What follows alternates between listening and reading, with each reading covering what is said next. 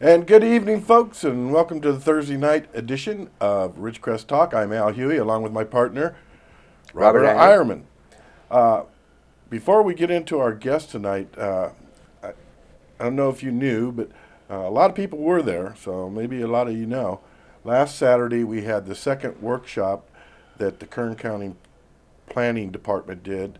Lorelei Alviat and Matt and Ross were there, and Craig Murphy or Craig something, and then Ross. yeah.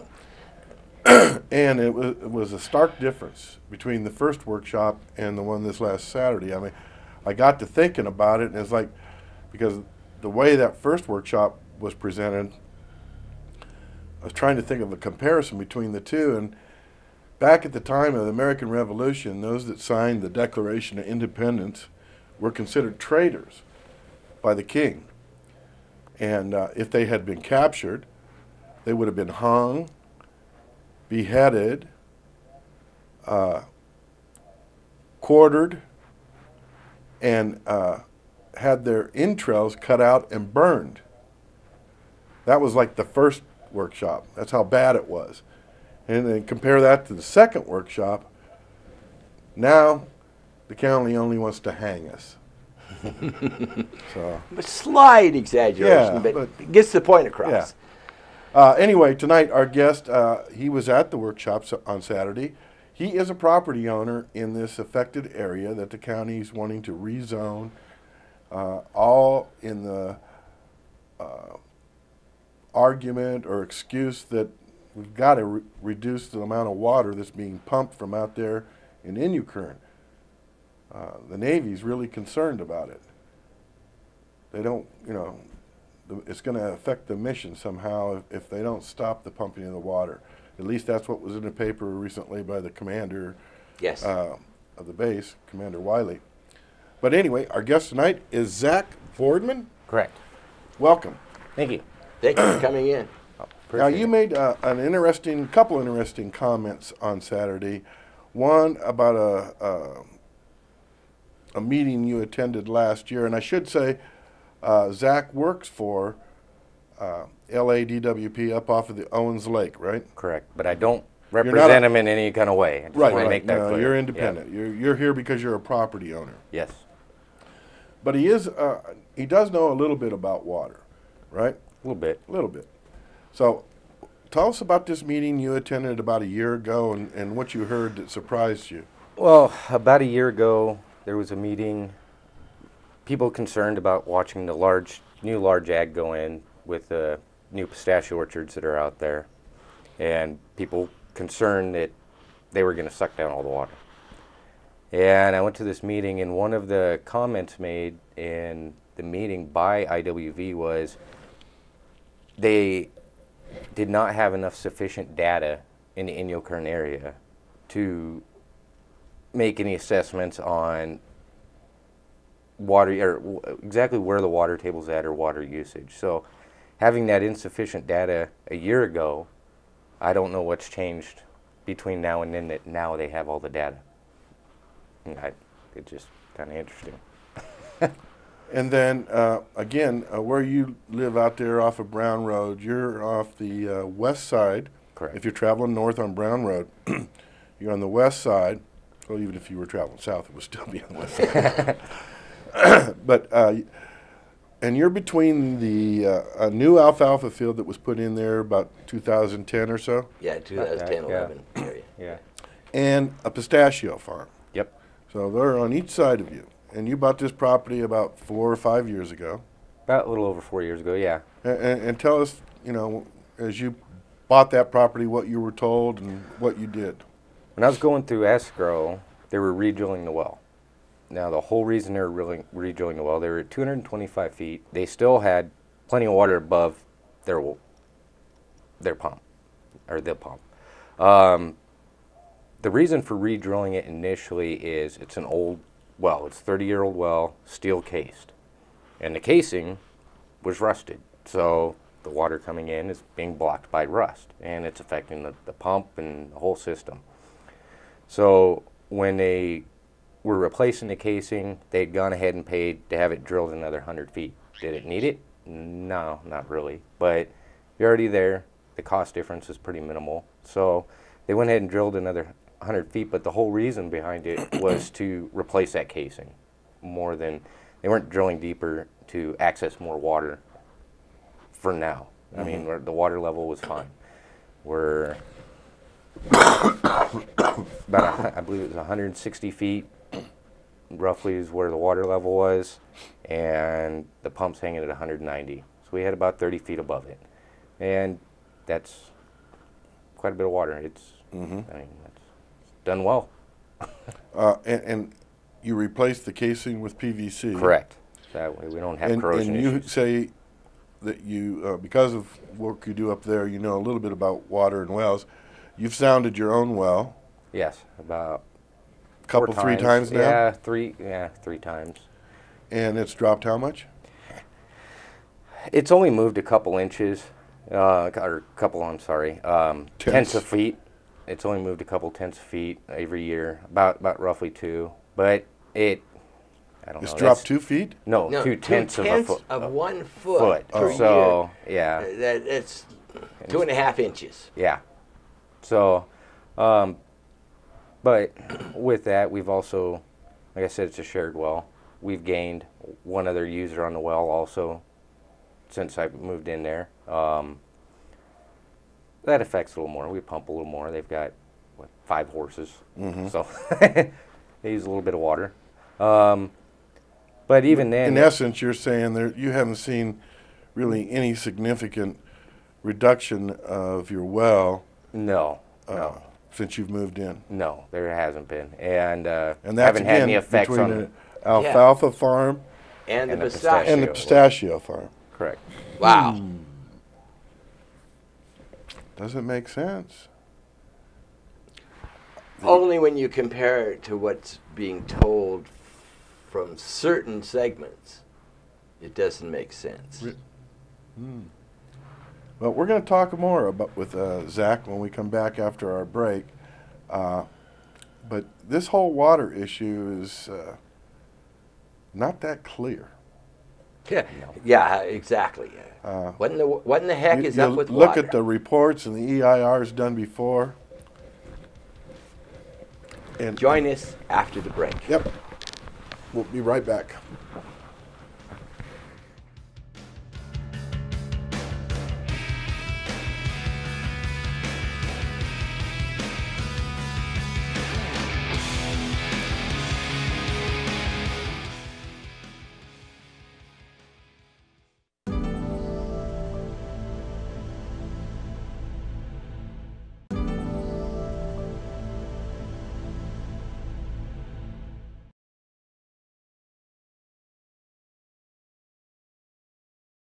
And welcome back to the Thursday evening edition of Ridgecrest Talk.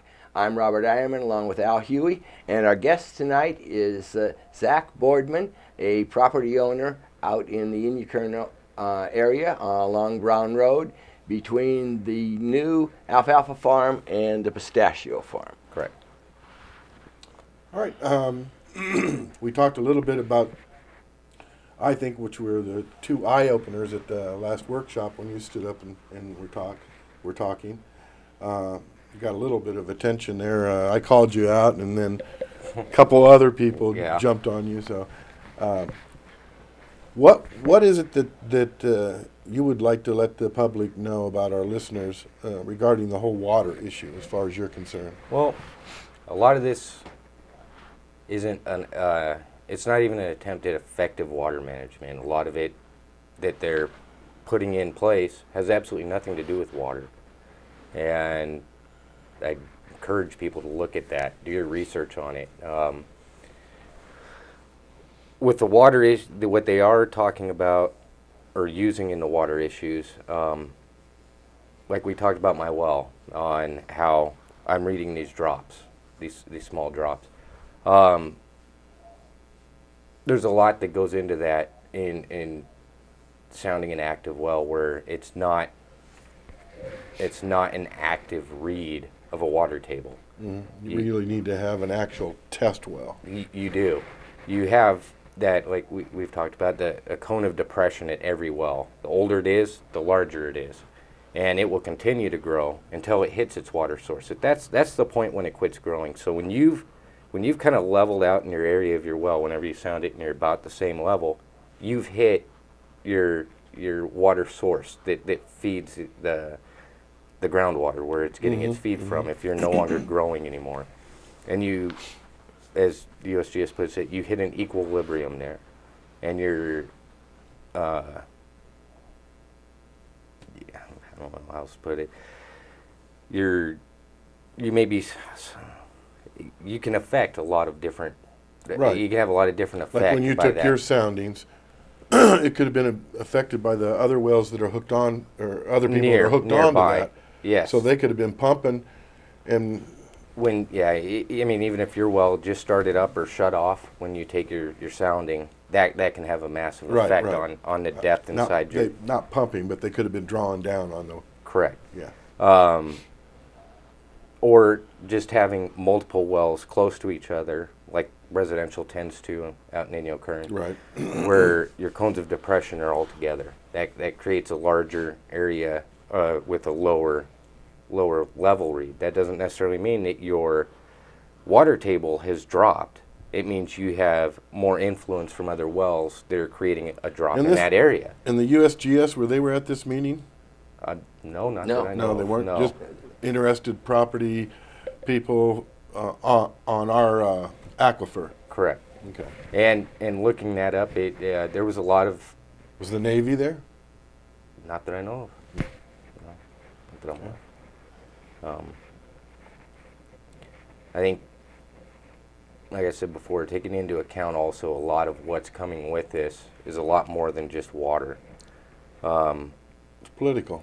It is. Sure, it gives the appearance that it's political. Very. And we've talked about before, back when Randsburg was getting the tickets for having multiple cars in their less than an acre lot. Okay. Okay. To think something like that won't happen here. One thing that I cannot remember her name, who was leading the meeting last Saturday. Lorelei Lorelei. One of the things she pointed out is with some of these new zonings that they're talking about, maybe this zoning says you can have 4 horses on your property for your property size. If you have 5, she's not going to come looking for you. Well, the people in Randsburg probably didn't think somebody's going to show up and hand them a ticket for having 4 cars from 1940 sitting on their property when they're only allowed to have 2. Right. You know, I mean, to Well, it sit gets there and back to assume these. that won't happen. The county wants to give these legal non-conforming letters out for properties to let Right. people supposedly continue what they're doing. But it was also mentioned recently in a newspaper article that, yeah, they could give you the legal non-conforming letter. 6 months later or a year later, they could pull those back. Yeah. And You lose all your rights when they do that kind of thing. You were mentioning, Zach, that when you do a sounding of an active well, you won't get a good reading of the actual water table. And you were also saying that water moves at 1 to 3 inches a year, a day. A day, and that's also on the USGS website. So, Right. but in an open basin like ours, which is actually considered smaller cones compared to like a closed, sealed aquifer, your cone can stretch out as far as 10,000 feet for one well. So 10,000, it's a little under 2 miles. That's quite a distance. Yeah. That's quite an effective range. And so if you quit pumping and shut off, it could take as long as 2 years for that water table to come in that well to come back up to get an accurate reading. And that's 2 years of non-pumping, non-use. Correct. And you were saying that we really don't have any test wells in the valley, although I have heard that the Navy has test wells, but I don't know that they've given out any information relative to those test wells. I'm sure they would, and that would be really good information. Having a sealed non-active well that's not in the presence of active wells, yes, is I think very important. And having them in multiple areas of the valley to establish that, you know, some wells they're saying are 400 feet down and some of them are 200 feet down. That's a drastic difference there in elevation. So it would also give the ability to show that these may not be in the same aquifers or water sources, or that maybe the ones that are deeper aren't getting the influence of water from an outside source. Maybe it's your type of soil underground has a lot to do with how fast that water moves, or if it moves at all. Right. And if you're down 400 feet and you're going through a semi-permeable layer, it's going to move really, really slow, a higher clay content. Well, we got to go to break, but when we come back, let's talk a little bit if you've interacted with any of your neighbors on this in the last several weeks, and get some reaction of what you've heard from some of your neighbors. So don't go away. We're going to take a short break here, and we'll be right back.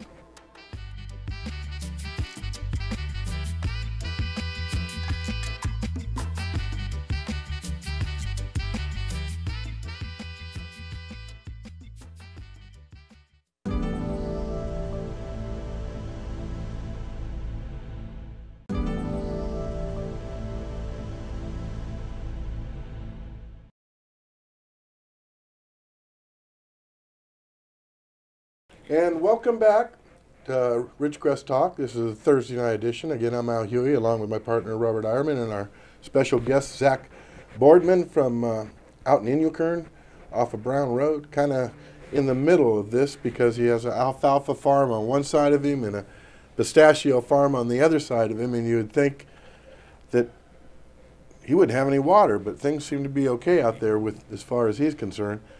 But I wanted to know, have you heard from any of your neighbors, or have you talked to any of them to kind of get them more up to date and informed? I have, and some of them are concerned about how, you know, a lot of people move out there because they want away from the city living and the regulations and all that to go with it, and not so much regulations, but that I'm not sure They the just word want to be articulate left it. alone. Yeah, you want to be out there, you just want to be left alone. And I think one of their concerns is when these new ordinances come in and when these new issues with the water come in, that way of living is going to go away. And Well, I think the county's going to be surprised. We talked to, I'm not going to say who, but we talked to a property owner out there that I know. He's a little bit further north off of Brown Road than where you are. And he more or less said, let them try. They want to come in on my property and monitor my well, or let them try.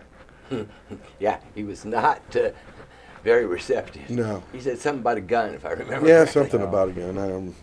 But and I suspect, given the attitude of people that moved out there, like you're saying, a lot of them just figured, I'm not going to do anything until they do something.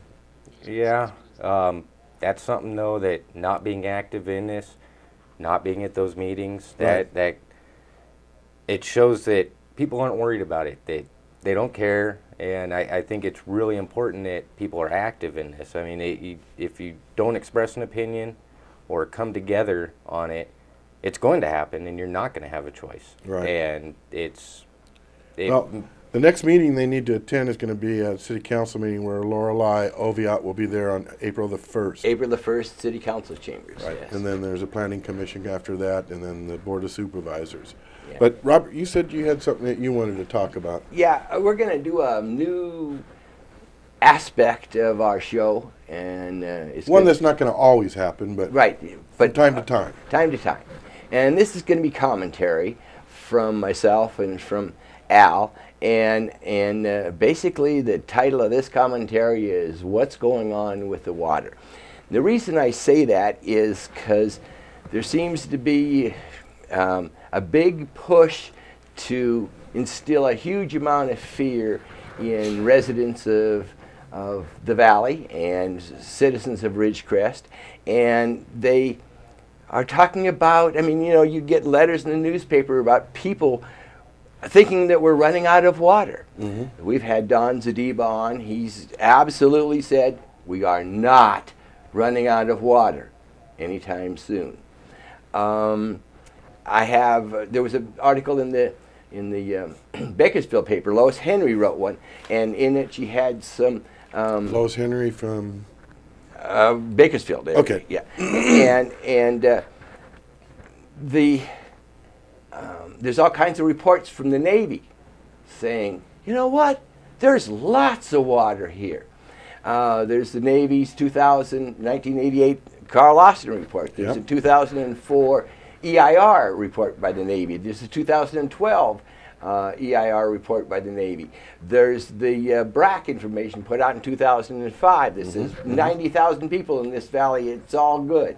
The EIR report, 160 to 70 years worth of water with the aggressive ag. Right, with the aggressive. And by the way, ag has gone down from its high in 1985. So ag's not doing near as much pumping as they used to. Getting back close, they were at a high 28,000 in 85. They're back up to 2015 should be 26,000. But my point of all this is somehow, magically, the Navy is pushing through Supervisor Gleason that we got a massive water problem and that we're going to run out of water any time and they have to do something. And I call BS. That's just not true.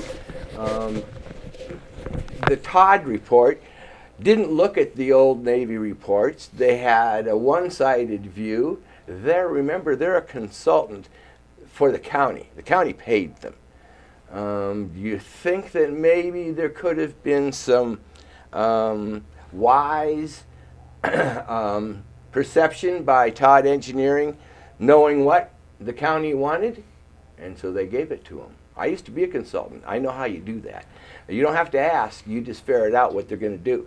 But the whole point is, folks, we're not running out of water anytime soon. And ag is not going through the roof, and they're not using a disproportionate amount of water compared with what they used to. And one final point, of the people involved, the Navy, which clearly can't have constitutional rights, the Indian Wells Valley Water District, which is has appropriative rights to water. They sell water even though they have their own wells. They don't have rights except that are subordinate to the property owners. The only people in this whole equation that have constitutional rights to water are the property owners out there in Indian Current that are overlying the water. And this whole thing strikes me as a taking by the county, a violation of the 5th Amendment, violation of the 14th Amendment, and this whole thing is gone sideways and for no reason, and everybody says it's the Navy that's pushing this, yet all of their reports say we've got plenty of water. Up to the Todd report. All the reports up to the Todd report. All the Navy's reports. Right. Yeah, the Todd report is the outlier. It's not the one, in my opinion, that's correct. Right. So you need to think about this, and you need to think about the old German adage. You know, when they came for the gypsies, I didn't say anything. And then when they came for the Jews, I didn't say anything. When they came for the scientists, I didn't say anything. And when they came for me, there was nobody else to speak up. Same thing. When they start taking people's rights, they're not going to stop, and you could be next. And remember, this country was built on individual rights, not societal or community rights. We put individual rights first, and society comes second. All right, folks. Join us next week. We'll be back. Thanks.